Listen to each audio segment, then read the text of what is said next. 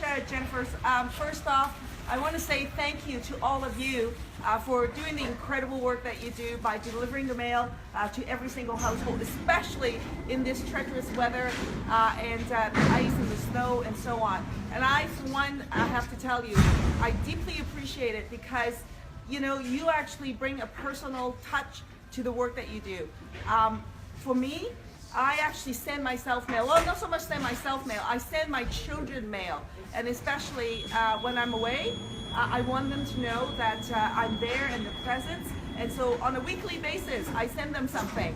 And there's nothing like receiving something that's personal, that's addressed to you and delivered to your own home. And there's always something very special about that. We know that the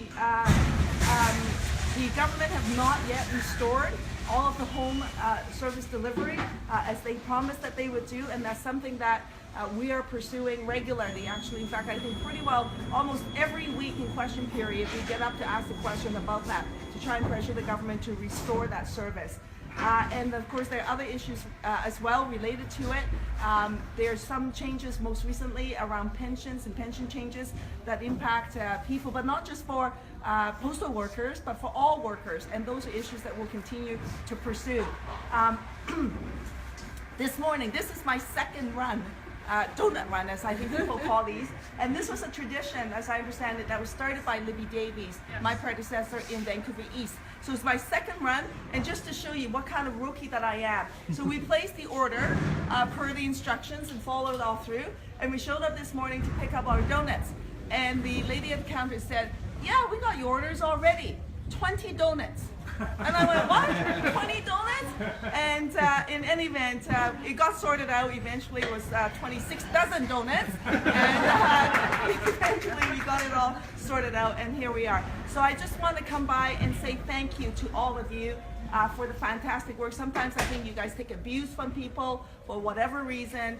And but you know what, you do really important work, and we deeply, deeply appreciate it. So wishing you all the best of the seasons, and have a very Merry Christmas and a Happy New Year to you and your families. Are you going to take the first bite? Ron was saying that, you know, you asked the question, where did you get this from? And so we made it. I've got stories to tell you how I cannot cook. So anyway, there you go. Thank you. All right, thank you. Yeah, John's going to say something. I'll be brief. I think this is my 8th running of the donuts, and Jenny's right. When I was first elected, Libby called my office and told me, she said, "What are you doing next Tuesday morning?" I said, "I don't know." She said, "Well, you're going to be meeting me at Safeway at 7 in the morning, and we're going to do the donut run." And ever since then, it's been a real privilege to come every year and have the opportunity to thank you for the work you do.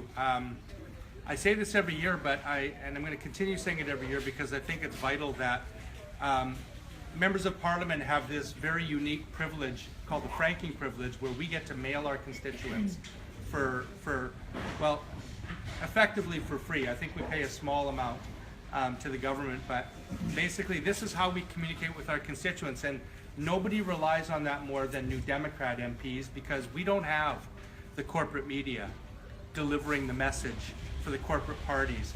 If we want to cut through that noise, and we want to send direct messages to our constituents about things like standing up for working people, about restoring home mail delivery, making sure we have sound collective bargaining in this country. Those aren't messages that the mainstream media generally deliver. It's messages that we count on you to deliver on our behalf. And so I want to tell you how vital a role you play in our ability to connect with our constituents. You're a core part of our democracy, as well as everything else. I also think you're the only people in Canada who wear shorts in December. And I'm getting fatter every year, and you're not. So I think that's a testament to your exercise. So on behalf of, I think, all of our MPs across the country, thank you for what you do. We'll be in there fighting for you and all working people.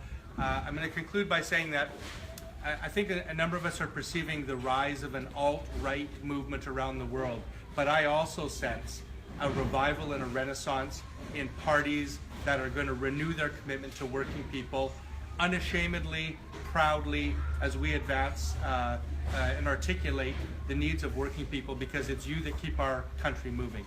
So from all of us to you, I wish you a Merry Christmas and a Happy New Year.